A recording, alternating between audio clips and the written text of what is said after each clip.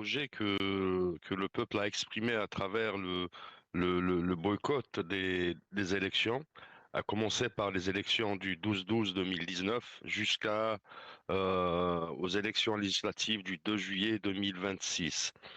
Ce refus politique, parce qu'il s'agit là d'une réponse cinglante de la société algérienne, non seulement pour les organisateurs de cette élection et comme celles qui ont précédé cette joute électorale, non seulement pour l'administration, non seulement pour le régime politique, mais là aussi c'est pour la classe politique dans son ensemble.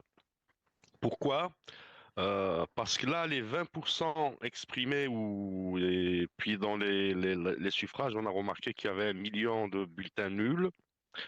Moi, je pense qu'il s'agit de la base sociale du régime qui sont restés aujourd'hui fidèles à cette ligne de participation à outrance et d'une manière irresponsable, je dirais.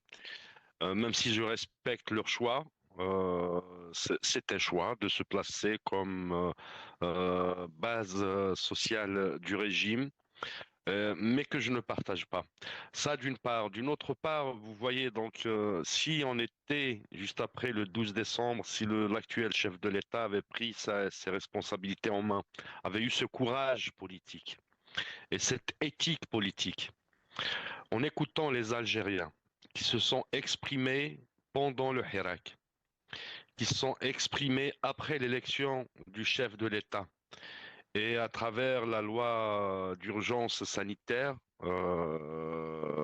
l'état d'urgence sanitaire est passé par là et a permis au régime politique de se redéployer avec des arrestations, nombreuses arrestations, avec des lois scélérates.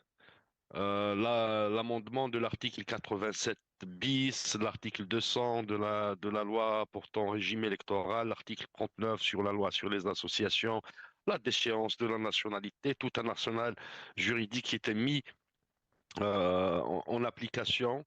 Et voilà, donc rien, le régime reste, voilà, il n'entend plus la voix des Algériens, ça a été toujours comme ça.